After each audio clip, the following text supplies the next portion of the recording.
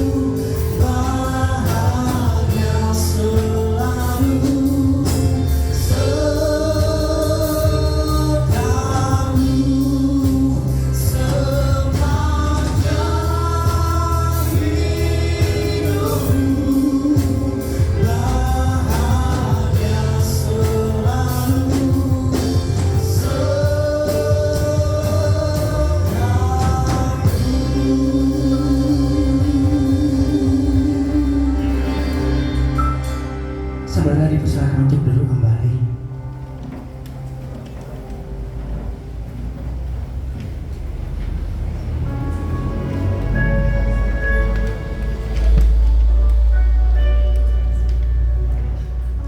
Sebelum kita masuk dalam ibadah pemberkatan ini, kita satukan hati kita. Mari kita bersatu dalam doa. Bapa yang baik, Bapa yang penuh kasih, kami bersyukur, kami berterima kasih Tuhan atas segala kebaikan Tuhan, kasih Tuhan saat pagi hari ini Tuhan, di mana hari ini Tuhan Yesus, adik kami yang datang berserta mitra Tuhan akan menerima Tuhan pernikahan kudus daripada Engkau ya Bapa. Mari rohmu Tuhan Yesus yang mengurapi mereka, bawa mereka Tuhan lebih dekat, lebih intim bersama dengan Engkau ya Bapa. Terima kasih Tuhan, terima kasih.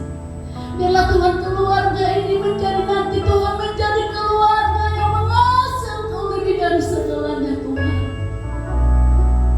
Terima kasih Tuhan, terima kasih. Coba Tuhan kami berdoa Tuhan Yesus, buat pelayan-pelayan melayani Engkau Tuhan saat pagi hari ini Tuhan. Kami selalu Tuhan Yesus berdoa buat pemusik kami Tuhan. Berikan bagi mereka keunitian Tuhan Yesus, agar mereka dengan seia sekata mempermuliakan Engkau ya Bapa. Oh, kekudusan Allah turun atas pemusik kami ini Tuhan. Berikan Tuhan bagi mereka Tuhan urapan baru, agar musik yang dilakukan mereka Tuhan penuh dengan hikmat daripada Engkau Tuhan. Juga buat loyal kami Tuhan, kami bersyukur, kami berdoa. Mari Engkau Tuhan urapi, agar dia Tuhan berikan pita suara yang indah, agar boleh kami menikmati hadirat Tuhan saat pagi hari ini Tuhan. Sehingga juga Tuhan, oh Engkau berkati Bapa. Kami percaya juga Tuhan, kami umat-Mu, setiap yang datang pada hari ini akan menerima berkat dari Tuhan. Karena kami percaya saat kami meninggikan Engkau, ada Tuhan berkat yang sungguh luar biasa yang Engkau berikan buat anak-anak Tuhan. Terima kasih Bapa, terima kasih. Juga kami percaya Tuhan, hamba-Mu akan menaburkan firman Tuhan. Karena kami percaya kami bukan hidup hanya dari roti saja, tapi juga setiap firman yang keluar dari mulut Allah. Itulah yang Kau berikan buat hamba-Mu Pak Joshua Ginting nanti Tuhan. Agar Tuhan Yesus firman itu menjadi jawaban buat kami semua. Karena kami percaya tanpa firman Tuhan kami tidak kuat. Tapi di saat kami melakukan firman itu, mujizat ada. Bahkan kami percaya sorai-sorai ada dalam kehidupan kami Tuhan. Terima kasih Bapak, terima kasih. Kami percaya Tuhan, mulai Tuhan Yesus bahkan orang-orang tamu-tamu kami yang di dalam perjalanan yang menuju ibadah ini Bapak. Bapak dalam nama Yesus, penyertaan Tuhan turun atas mereka, antar timbangan mereka dengan penuh sukacita ya Tuhan Yesus. Terima kasih Bapak, terima kasih. Kami percaya Tuhan, di saat kami meninggikan Engkau, di saat kami menyembah Engkau, ada suatu kuasa yang tidak senang akan itu Tuhan. Kami mau hancurkan segala kuasa-kuasa itu, kuasa-kuasa kegelapan Tuhan Yesus, kuasa-kuasa kesombongan, agamawi apapun Tuhan semuanya. Kami mematahkan kuasa di dalam nama Yesus. Mohon Tuhan, tutup bungkus kami dengan kuasa darah Yesus. Malaikat-Mu berpasukan sekeliling kami Tuhan. Kami bagilah Roh Kudus. Kami serahkan ibadah ini Tuhan. Di dalam nama Tuhan Yesus kami ucap syukur. Haleluya, haleluya. Amin.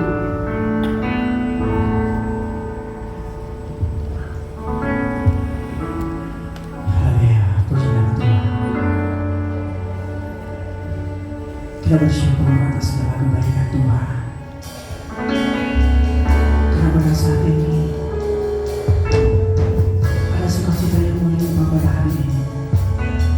Tuhan sediakan, Tuhan berkati, dan Tuhan berkati kita semua.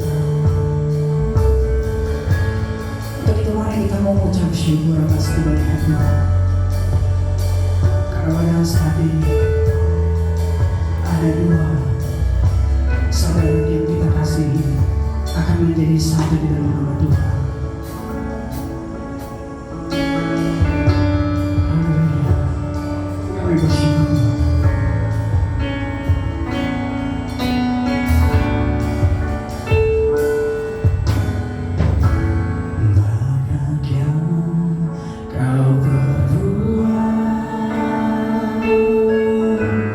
di dalam hidupku. Rencana indahmu terjadi di hidupku. Bapa yang mengerti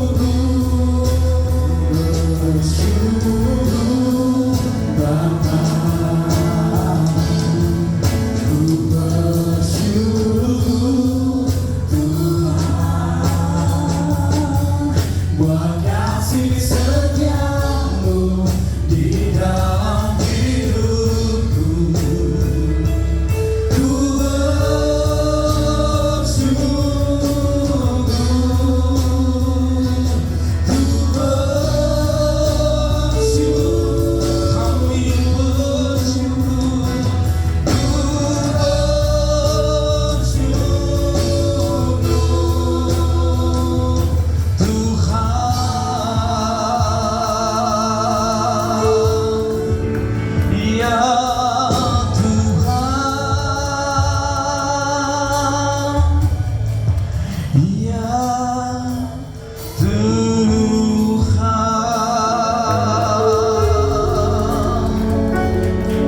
haleluya, kami bersyukur buat kebaikan-Mu, buat anugerah-Mu selalu baru setiap hari.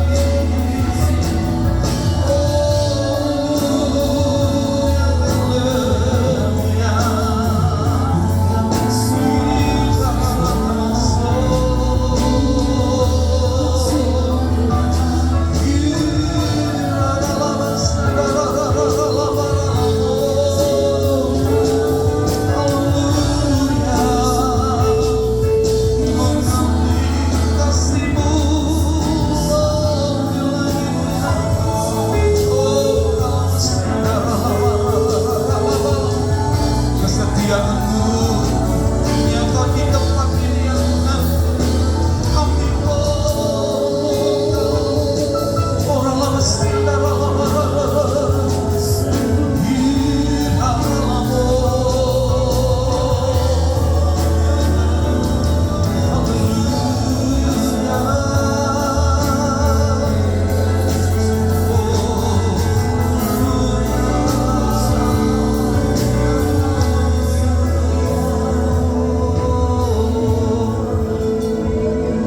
mengambillah kasih-Mu lebih lagi di tempat ini Tuhan, atas kedua anak yang kami cintai, Agatha dan juga Unitra ya Tuhan.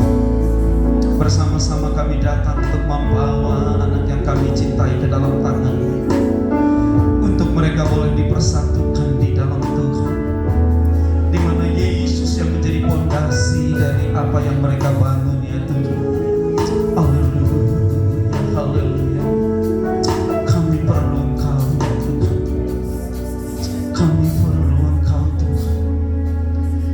Ya Tuhan, tiap jam ku memerlukan-Mu,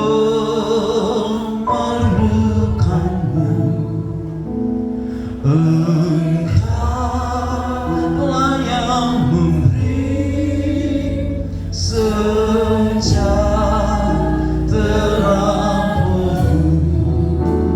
sejahtera-Mu.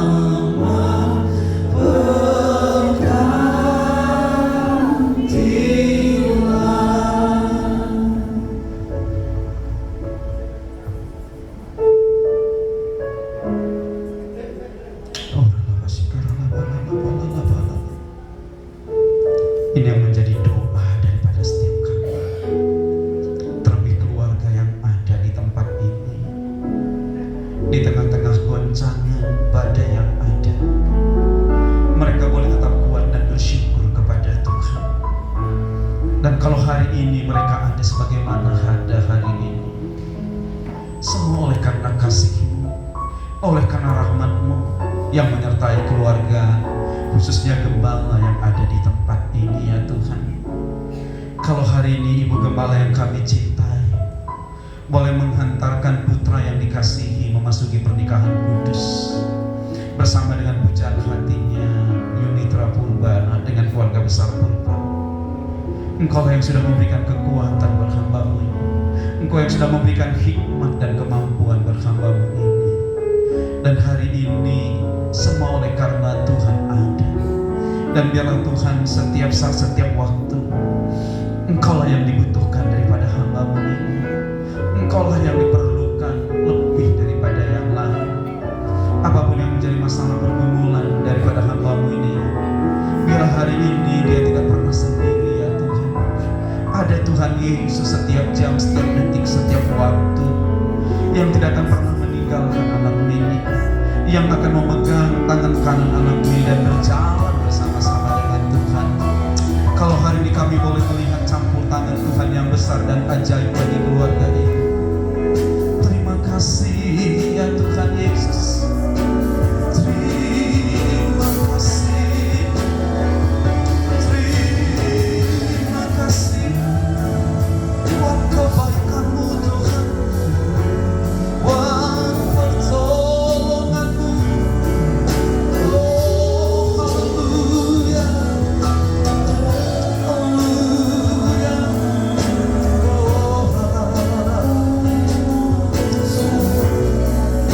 oh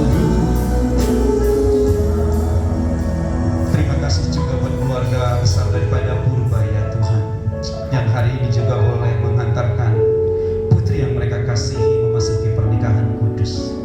Biar Engkau yang mempersatukan kedua keluarga besar ini dengan kasih yang daripada-Mu. Terima kasih ya Tuhan Yesus, sekali lagi urapi hamba-Mu ya Tuhan, untuk boleh menyampaikan isi hati-Mu dengan cara yang sangat sederhana, untuk boleh menjadi berkat, kesaksian buat anak-Mu di tempat ini. Bagi-Mu segala pujian, syukur, hormat dan kemuliaan. Di dalam nama Tuhan Yesus bersama kita katakan amin. Mari silakan duduk dalam hadirat Tuhan. Haleluya. Nah, shalom dan salam sejahtera buat setiap kita. Nah, khususnya keluarga besar daripada Agatha Karo-Karo yang hari ini datang, bahkan dari Tanah Karo juga ada datang kemari ya. Nah, puji Tuhan seluruh keluarga besar boleh ada di tempat ini. Dan juga buat keluarga Yunitra Purba, nah bapak dengan keluarga besar juga. Nah, walaupun jauh, nah berjuang untuk mengantarkan putrinya kemari ya Pak. Ini bukti daripada sukacita keluarga besar bahwa nah anak yang kita cintai Agatha dan Yunitra ini dipertemukan oleh Tuhan. Nah, bukan kita yang memilih, nah bukan kita yang menduga, tapi ternyata nah inilah yang dipertemukan oleh Tuhan. Nah, sehingga kita juga boleh sampai di tempat ini bersama-sama.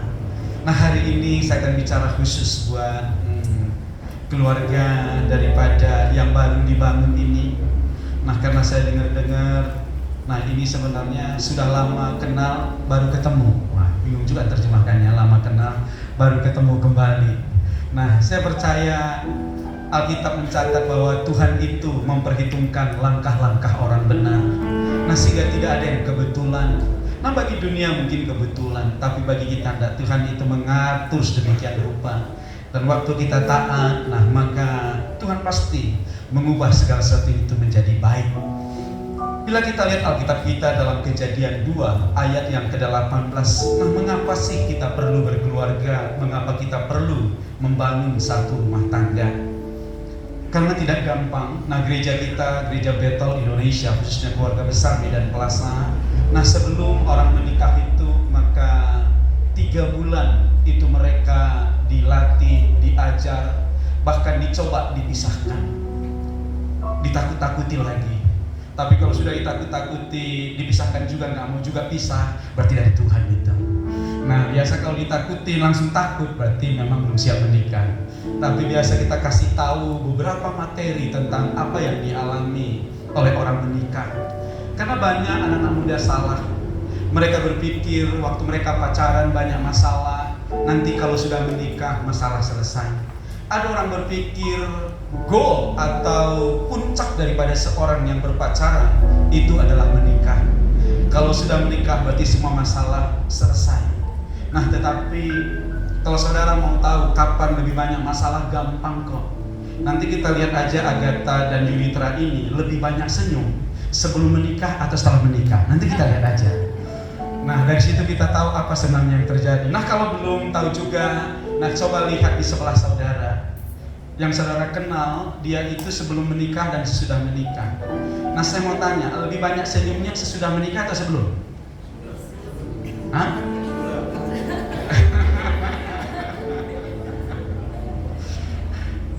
Nah, karena begitu Anda memutuskan menikah, maka Agatha yang tadinya gajian, ada uang, bisa habiskan sendiri. Sekarang nggak bisa lagi, begitu pulang, di mana uang setoran? Nggak bisa lagi. Nggak bisa lagi, kepingin makan nasi goreng, makan apa lagi, nggak bisa lagi sendiri-sendiri. Istri juga begitu, tadinya cuci baju hanya satu, mulai hari ini udah mulai 2. Kadang-kadang datang mertua, datang ipar, tambah lagi. Nah, jadi kadang-kadang memang lama-lama senyum pun susah. Banyak orang saya konseling, kenapa kamu kepingin menikah? Kan Tuhan bilang, nggak menikah pun nggak apa-apa, boleh kok seperti Paulus. Dia salah, alasan mereka rohani, tapi salah semuanya. Biasa orang menikah itu yang pertama, itu karena dia berkata begini, Pak, usia saya sudah cukup, saya sudah selesai pendidikan, dan saya sudah bekerja, tunggu apa lagi Pak Pendeta? Itu alasan pertama. Nah, alasan kedua, kenapa orang menikah? Nggak enak Pak Pendeta, asal tutup tahun, ditanya, yang nggak lakunya kamu? Kok belum ada juga yang datang? Aduh Pak, saya nggak mau tahun depan ditanya dengan pertanyaan yang sama, makanya saya harus menikah. Yang ketiga ditanya, kenapa kamu menikah? Pak, kalau saya nggak menikah, saya ini berbuat dosa terus Pak Pendeta. Saya berharap dengan saya menikah, maka saya nggak berbuat dosa lagi. Siapa bilang? Orang menikah pun banyak dosanya, maka lebih banyak lagi. Ada orang berkata, Pak Pendeta, saya menikah supaya saya punya anak Pak. Oh bagus. Tapi pertanyaannya, saya melihat ada juga orang menikah nggak punya anak. Tentunya kita berharap punya. Nah, kalau tujuan pernikahan kamu hanya untuk punya anak, bagaimana kalau nggak punya? Apa kamu ganti? Nggak ganti Pak, cuma ditambah. Ya nggak boleh juga. Jadi semua tujuan pernikahan tadi itu sama, bukan itu tujuan pernikahan. Tujuan pernikahan cuma satu. Nah, perhatikan Agatha dan Yunitra. Mungkin yang lain sudah terlambat dulu kayak di konseling. Nah, kalian kan ikut. Nah, tujuan pernikahan, Kejadian 2 ayat yang ke-18 ini adalah tujuan pernikahan. Jadi kalau orang berkata mau punya anak dan nggak dosa dan diberkati, semuanya salah. Cuma satu tujuan pernikahan. Apa tujuan pernikahan? Melakukan perintah Tuhan. Saya percaya kalau kita menikah karena desakan orang tua, maaf, begitu orang tua kita nggak ada lagi, maka pernikahan itu akan hambat. Kita akan ngomong sama istri kita, dulu aku mau sama kau karena disuruh-suruh mamanya. Kalau nggak disuruh mama, nggak maunya aku. Begitu juga perempuan ngomong, dulu aku pun mau sama kau karena disuruh bapaknya, nggak sukanya aku. Hambarlah pernikahan itu kalau oleh karena disuruh. Ada orang berkata, Pak Pendeta, kami menikah biar kemana-mana selalu berdua. Nggak betul itu. Begitu menikah langsung, saya kemarin tanya Agatha habis menikah gimana? Ya itulah Pak, untuk sementara satu di sana, satu di sini. Ya, gimana menikah langsung pisah? Saya bilang. Ya itu, kiranya Tuhan menolong Pak, mempersatukan kami. Saya ke sana, doakan Pak Pendeta biar istri juga bisa pindah. Jadi tidak betul orang menikah itu langsung bersama. Ternyata orang menikah langsung nggak bersama kok.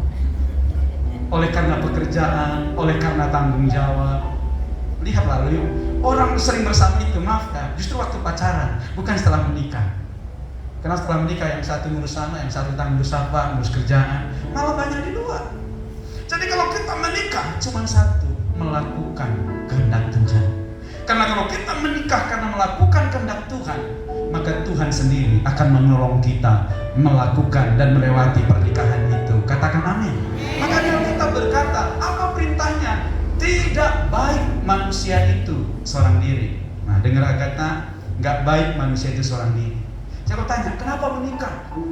Ya, karena Alkitab berkata, tidak baik manusia itu seorang diri, Pak Pendeta. Saya mau melakukan firman itu dan saya percaya Tuhan akan menolong saya melakukan firman. Nah, benar. Jadi mau orang tua kita satu hari tidak ada bersama dengan kita lagi, waktu kita berpikir kita akan dapat dalam pernikahan, kita belum dapat, maka kita berkata, paling tidak aku nggak sendiri lagi, aku melakukan kehendak Tuhan. Katakan amin. Nah, jadi ingat, nggak baik wanita, nggak baik seorang diri, makanya dipersatukan Tuhan. Nah, bukan saja buat Agatha dan Yunitra. Kalau di sini ada yang umurnya sudah banyak, belum menikah dan belum kepingin menikah, dan dia berkata, Pak Pendeta, biar umurku banyak dan belum menikah, aku merasa baik-baik saja. Bilang sama orang itu cuma perasaannya aja. Nggak betul itu. Sebenarnya keadaannya tidak baik. Dan Alkitab itu nggak pernah salah bahwa tidak baik manusia itu seorang diri. Katakan amin. Nah, biasanya kalau orang sebelum saya berkati, nah saya kasih pertanyaan begini biasa kepada yang laki-laki, kenapa pilih wanita ini jadi istri? Sebaliknya, saya tanya yang wanita, kenapa pilih pria ini jadi suami? Wah, biasa agak susah dia menjawabnya. Biasa jawabannya umum, baik Pak, abang ini baik Pak Pendeta. Ya baiklah, namanya belum dapat kan. Coba kalau sudah dapat, tinggal menunggu mujizat lagi. Itu sangat relatif maksudnya. Apa? Wah, dia sabar Pak. Saudara, semuanya salah. Waktu dia berkata, abang ini baik, saya tanya gini sama wanitanya, yakin kamu dia paling baik di dunia? Gak ada pria yang lebih baik dari dia. Mau saya kasih pria yang lebih baik? Goyang dia. Oh ya juga ya. Waktu dia berkata, ya calon istri saya ini cantik Pak. Apa kamu yakin dia wanita paling cantik? Gimana kalau saya ganti yang lebih cantik? Bingung lagi dia. Apa kamu yakin? Nah, Yunitra, kamu yakin nggak Agatha ini paling ganteng di Kota Pinang ini? Nggak ada yang lebih ganteng? Ah, itu karena belum jadi itu. Percayalah, begitu jadi. Atau karena kamu belum keliling Kota Pinang. Kalau kamu nggak yakin, nanti saya bantuin. Banyak lebih ganteng dari dia. Percaya deh. Lebih ganteng, serius ini. Nah, ada nggak lebih ganteng dari Agatha? Ada kan? Lebih kaya dari Agatha ada di sini? Pasti ada, bukan hanya ada, banyak malah. Lebih baik dari Agatha? Banyak. Lebih rohani dari Agatha? Banyak. Lebih apa lagi? Pokoknya lebih dari Agatha banyak. Kalau banyak, cuma satu pertanyaannya, kenapa pilih dia? Kalau kamu bilang tadi, dia paling ganteng. Saya tanya di sini pasti gak ada yang setuju. Banyak lebih ganteng Pak Pendeta. Gitu. Enggak, bukan dia paling ganteng, bukan dia paling baik. Jadi Yunita harus menemukan alasan kenapa pilih dia. Nah, Agatha juga kenapa pilih Yunita? Apakah dia wanita paling cantik yang ada di Labuhan ini? Iya. Enggak. Jadi jujur dia bagus. Orang jujur dikasih itu kan. Memang enggak, justru kalau dia bilang iya, bohong gitu. Hanya mau memuji kamu aja. Udah, banyak lebih cantik, lebih kaya, banyak. Yang pekerjaannya lebih bagus, banyak. Tapi maaf, kita memilih suami dan istri bukan alasan itu, makanya kita pilih. Kalau kita memilih suami karena ganteng, kalau kita memilih istri karena cantik, tentu bukan dia pilihannya. Kalau kita menikah oleh karena perintah Tuhan, pertanyaannya, kenapa kita memilih pasangan kita? Alasannya cuma satu. Ingat ini Agatha, ingat ini Yunita. Banyak lebih cantik, lebih ganteng dari Agatha dan Yunita di Labuhan ini. Banyak lebih kaya, banyak lebih hebat. Tapi kenapa saya menerima dia teman hidup saya? Nah, dengan alasannya cuma satu. Kalian harus yakin bahwa itulah yang diberikan Tuhan buat kalian. Lebih ganteng banyak, lebih hebat banyak, lebih kaya banyak. Tapi masalahnya bukan itu yang Tuhan kasih Pak Pendeta. Yunitra yang unik ini Tuhan kasih, kan gitu. Banyak lebih ganteng dari Agatha Pak, banyak lebih kaya, tapi bukan itu yang Tuhan kasih. Kenapa Tuhan kasih yang ini? Karena Tuhan tahu inilah yang terbaik untuk kita. Katakan amin. Jadi terkaya, tercantik, terganteng dengan terbaik itu beda. Banyak artis-artis itu menikah dalam kekayaan. Bahkan ada artis dalam satu hari pesta pernikahan menghabiskan 10M dalam satu hari. Dan dalam satu hari kecantikan mereka, ketampanan mereka pertunjukan bersama dengan sahabat-sahabat mereka. Tapi maaf, usia pernikahan mereka hanya sumur jagung, tidak nyampe 3 bulan mereka berpisah. Kenapa? Karena bukan kekayaan, tapi waktu kita tahu, waktu nanti lihat Yunitra ini, waduh, mungkin dia bukan orang yang sempurna, tapi ini yang terbaik yang Tuhan berikan kepada aku. Waktu lihat Agatha, mungkin dia bukan orang sempurna, tetanggaku pun masih lebih ganteng dari dia, mungkin. Tapi karena Tuhan berikan dia yang terbaik buat saya. Yang terbaik itu beda, saudara. Yang terbaik itu artinya yang cocok, bukan yang termahal. Dulu saudara, waktu awal-awal saya menjadi pendeta, maka saya berdoa begini, Tuhan, karena waktu itu saya udah punya anak 2, saya punya sepeda motor, saya berkata, Tuhan, saya minta mobil supaya saya bisa bawa istri, anak-anak, dan yang menjaga anak ini pergi pelayanan. Nah, saya diajari oleh pendeta, kalau kau minta sesuatu, pasti Tuhan kasih yang terbaik. Nah, waktu itu saya tunggu-tunggu mobilnya, Tuhan kasih mobil yang terbaik. Benar, Tuhan kasih mobilnya. Nah, maaf saudara, itu mobilnya saya beli, harganya 11 juta, Zebra 10. Mungkin tahun 2004 ya, mungkin 2004. Zebra 10 saudara. Itu pun saya beli karena mobil itu sudah 3 tahun nggak jalan. Pemiliknya sudah meninggal, tinggal istrinya. Saya tanya istrinya, Bu, kenapa nggak jual mobil ini? Suami saya pesan, mobil ini hanya boleh dijual kalau pendeta yang beli. Wah, saya bilang, saya pendeta. Nah, begitu mobilnya saya beli, debunya sudah tebal, saya bawa ke Dorsmir. Di Dorsmir disemprot mobilnya, karena saya bilang, kalau istri saya nanti malu jadi mobil ini. Betul. Begitu disemprot, turun dari Dorsmir, nggak hidup lagi mobilnya. Mati semua mesinnya. Dan waktu saya bawa mobil ini, nah saya sedih, saya berkata gini, Tuhan, katanya mau kasih yang terbaik, kenapa kasih mobil ini? Tuhan kata, Tuhan, saya tahu banyak mobil yang lebih baik dari sini. Tapi setelah 2-3 tahun saya pakai mobil ini, saya tahu itulah mobil yang terbaik buat saya. Kenapa? Karena mobil ini pistolnya 3, minyaknya irit saudara, isi 50.000, keliling kota Medan tak kemana-mana, nggak bisa habis dia. Saya bilang, untung Tuhan kasih mobil 1000 cc. Coba Tuhan kasih mobil 3000 cc. Anak istri saya nggak makan gara-gara beli minyak. Wah, jadi mobil saya itu yang pertama itu, saya senang. Kenapa saudara? Karena mobil ini AC-nya nggak pernah rusak, power steering-nya nggak pernah rusak, power windows-nya nggak pernah rusak. Saya tahu kenapa? Karena semuanya nggak ada, jadi nggak pernah rusak. Nah, jadi nggak ada pengeluaran untuk power windows. Beda dengan mobil sekarang. Nah, mobil saya sekarang begitu pegang saja berapa? 5 juta. Saya bilang, untung Tuhan mau kasih mobil ini sekarang. Coba kalau Tuhan kasih mobil itu. Nah, mobil saya sekarang begitu saya lihat pajaknya, hampir 7 juta, saudara. Saya bilang, udah bisa kontrak rumah ini. Kalau pajaknya saja sudah hampir 7 juta, gimana lagi operasionalnya? Nah, saya bilang, mobil yang terbaik waktu itu dengan hari ini berbeda. Jadi mungkin banyak mobil Pak, lebih baik dari mobil kita. Tapi waktu gaji saya waktu itu masih belum nyampe 1.500.000. Itulah yang terbaik. Dan ingat, pasangan yang Tuhan berikan kepada ini kita sadar itu yang terbaik bagi Tuhan. Ya kata ya, lihat istri, wah inilah yang terbaik. Mungkin bukan tercantik, tapi terbaik. Lihat Agatha, mungkin bukan terganteng, mungkin bukan terkaya, tapi terbaik. Nah, saya lihat istri saya itu, saya bersyukur kan, saya berkata, Tuhan, inilah yang terbaik buat saya.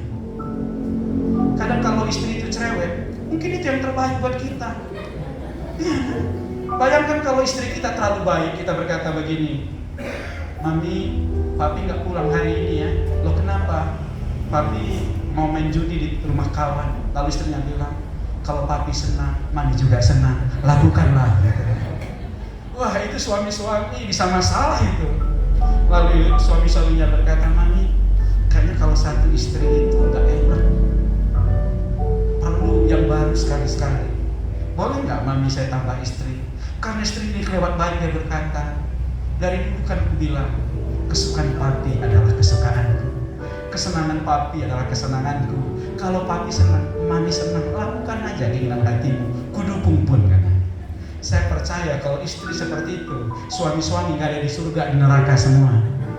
Nah, suami-suami yang model kayak gini, cocoknya istrinya itu cerewet, bila perlu ada otaknya sedikit gitu kan.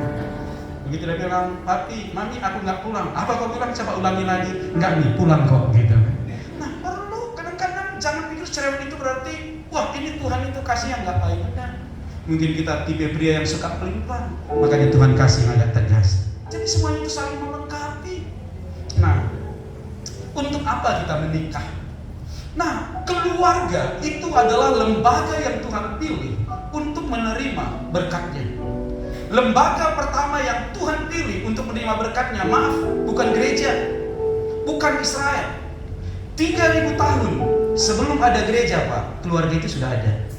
Sehingga gereja tidak bisa menggantikan keluarga. Pendeta tidak lebih hebat dari keluarga. Karena jauh sebelum ada gereja, 3000 tahun sebelum ada gereja, keluarga sudah ada. 1000 tahun lebih sebelum ada bangsa Israel, keluarga sudah ada, Pak. Keluarga itu jauh lebih hebat daripada bangsa.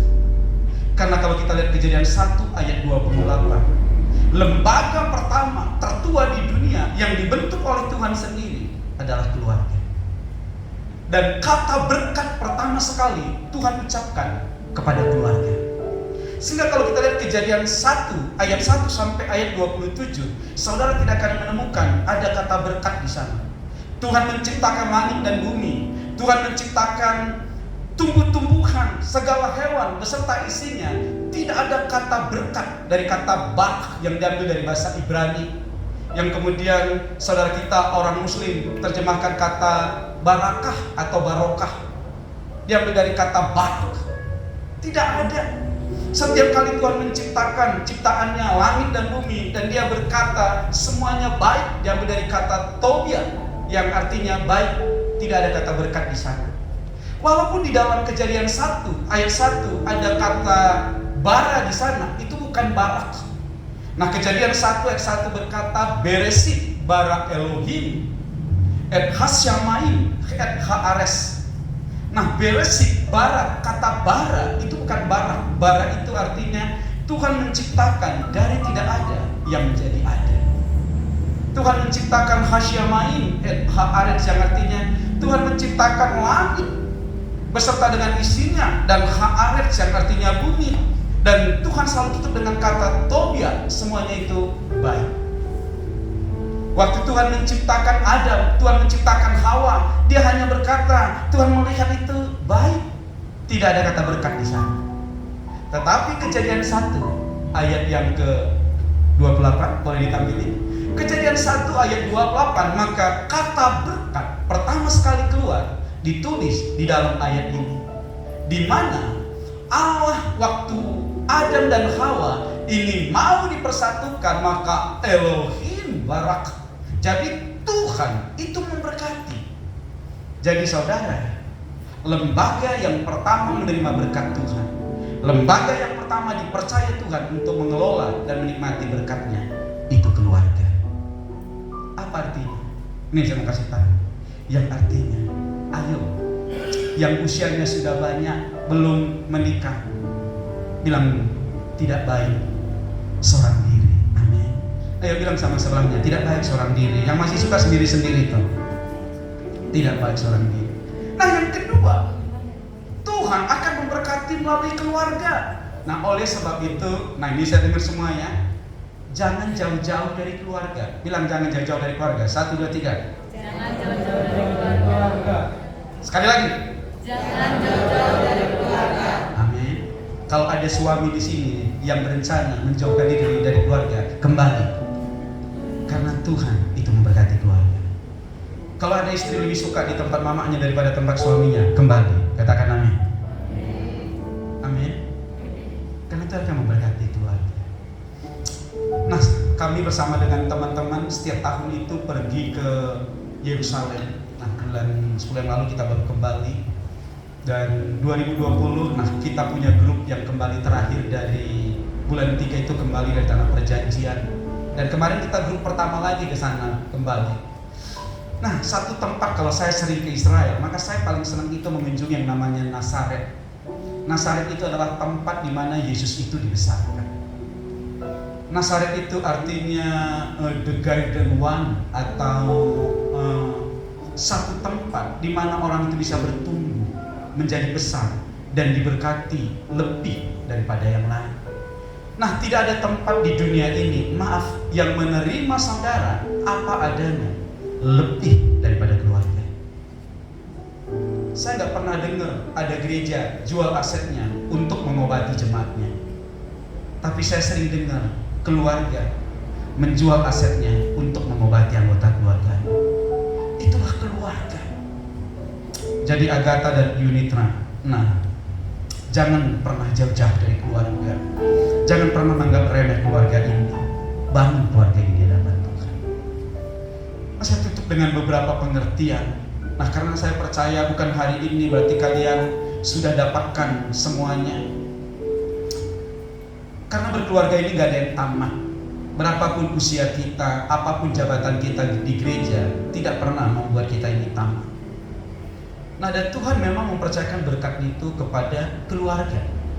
Makanya kalau kita lihat di dalam 1 Tawari itu jelas dikatakan 17 bahwa apa yang diberkati oleh Tuhan akan diberkati untuk selama-lamanya. Jadi satu hari Salomo ini berdoa kepada Tuhan. Dia berkata, Tuhan, berkati keluarga hamba-Mu, karena hamba-Mu tahu bahwa apa yang Kau berkati akan diberkati untuk selama-lamanya.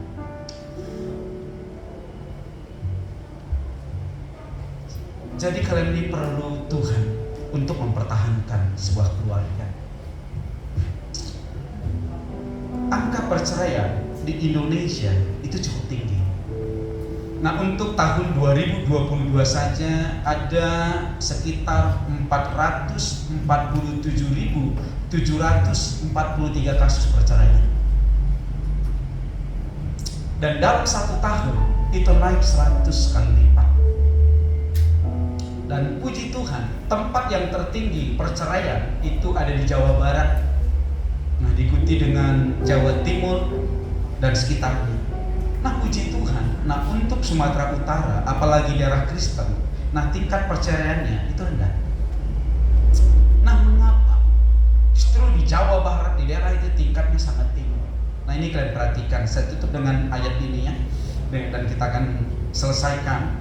Nah, di dalam 1 Korintus 13 hanya ada 2 alasan. Nanti kalau kita lihat di Google angka perceraian dan alasan perceraian itu hanya ada 2. Yang pertama itu karena komunikasi. Nah, perbaiki komunikasi. Agatha sering-sering ngomong dengan istri, jangan lebih sering ngomong dengan istri orang. Nah, kadang-kadang kan kita gitu.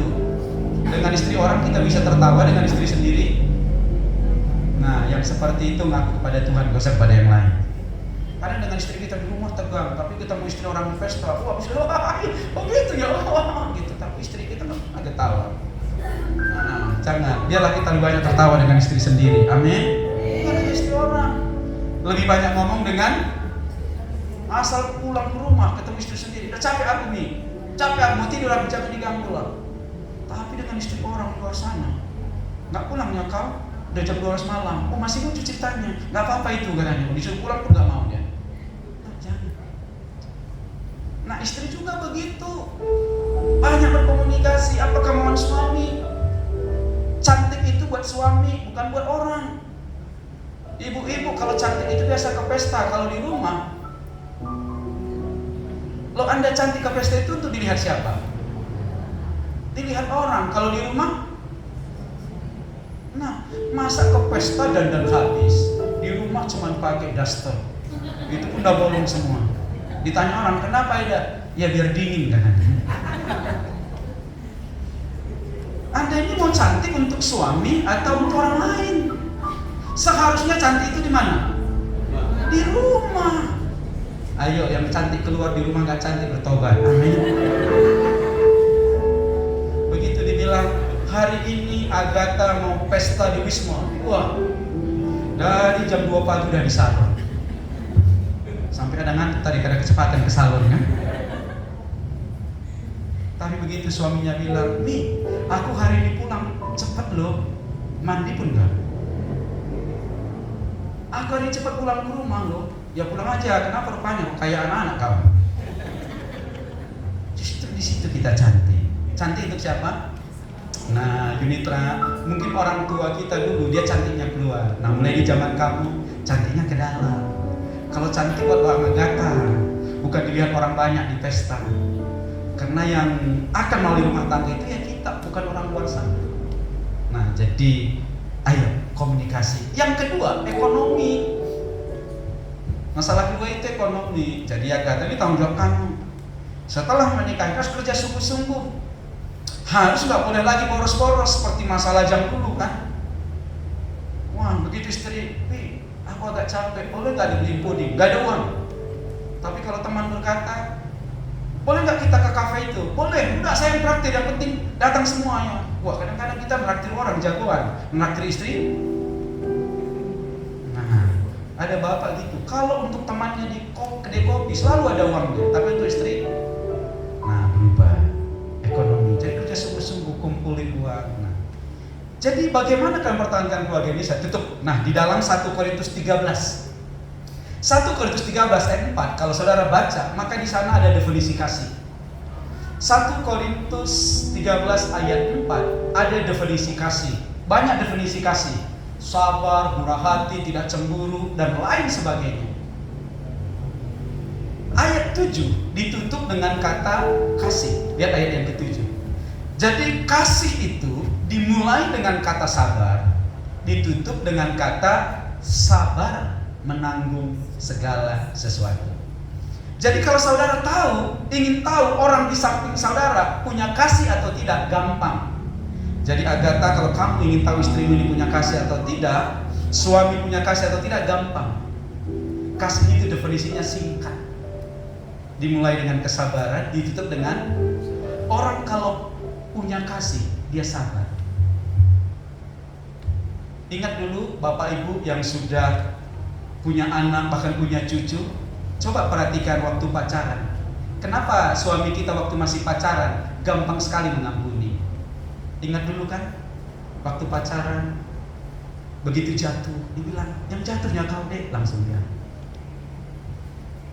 Tapi begitu anaknya 3 jatuh, itulah kau udah 3 pun anak masih bisa jatuh, tak kemana aja matamu. Dulu waktu pacaran datang bertandang katanya ke rumah pacarnya, wah pacarnya saking semangatnya bikin teh manis, dia pikir gula, rupanya garam ditambah. Dikasih, gimana nya Bang Ucap?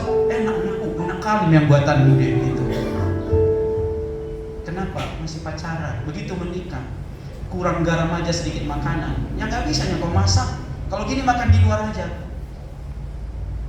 Pertanyaannya, kenapa waktu pacaran apapun yang dilakukan gampang ditutupi, dan waktu menikah kita gampang marah? Cuma satu, karena waktu pacaran terlalu boros pakai kasih. Nah itu terlalu boros. Ya, jadi kalau pacaran itu jangan dihabisin kasihnya, begitu menikah habis stok kasihnya. Makanya mau nutupin nggak bisa lagi, udah habis. Karena kan 1 Petrus 4 ayat 7 kan kasih itu menutupi banyak dosa. Dosa di sana diambil dari kata hamartema yang artinya pelanggaran, bukan dosa dengan Tuhan, kelalaian. Jadi ya untungnya kalian nggak terlalu lama pacaran, jadi stok kasihnya masih cukup ya. Biasanya kalau terlalu banyak orang kan terlalu lama, Pak kami udah 12 tahun katanya. Begitu menikah langsung berantem, kenapa? Udah habis kasihnya. Makanya kalau pacaran jangan terlalu lama, nanti habis kasihnya. Nah, makanya kita datang kepada Tuhan, jadi sabar. Agatha, bukti kamu mengasihi Yunita, sabar. Kalau dia nanti masa air gosong, apa? Sabar. Kalau masak kurang enak, ya sabar. Kalau belum pintar mengelola keuangan, sabar. Ya, setuju ya? Kalau nggak setuju kita tunda ini. Yunita juga gitu. Lihat Agatha, sabar. Kadang-kadang ada naik volumenya, ya sabar. Kadang-kadang terlambat pulang, sabar. Lupa alamat pulang, oh nggak sabar ya. Yang satu bisa nggak sabar Pak Pendeta. Ya sabar, dicariin, jangan dimarahin. Kalau dimarahin takut dia pulang, dibawa pulang lah. Nah intinya sabar, baru namanya punya kasih. Nah saya berdoa dengan kasih Tuhan, kalian bisa melewati keluarga yang baru. Sabar. Jadi kalau udah nanti di puncaknya, sabar. Udah di puncaknya, sabar. Amin. Dan ketika kalian dipercayakan nanti anak-anak, didiklah, besarkanlah dalam takut Tuhan. Amsal 17 ayat 6. Nah ini dengar baik-baik. Nah ini kan hampir 3 ada tadi Bu ya. Nah ada Karo, ada Toba, ada Simalungun. Nah jadi kalau saya lihat Amsal 17 ayat yang ke-6, nah ini orang Batak dan orang Karo, Simalungun melihat anak itu agak beda. Jadi ketika Anda tamat kuliah, reuni, maka orang tanya begini, kamu udah kerja di mana? Nah ketika Anda 10 tahun kemudian reuni lagi, setelah bekerja, orang tanya, kedudukanmu apa sekarang? Mobilmu berapa? Rumahmu berapa? Tapi begitu Anda reuni waktu tua di atas 60 tahun, maaf, orang nggak tanya berapa rumahmu, orang nggak tanya berapa uangmu, orang nggak tanya apa mobilmu. Tapi waktu orang tua, kita tua, yang orang tanya, di mana anak-anak?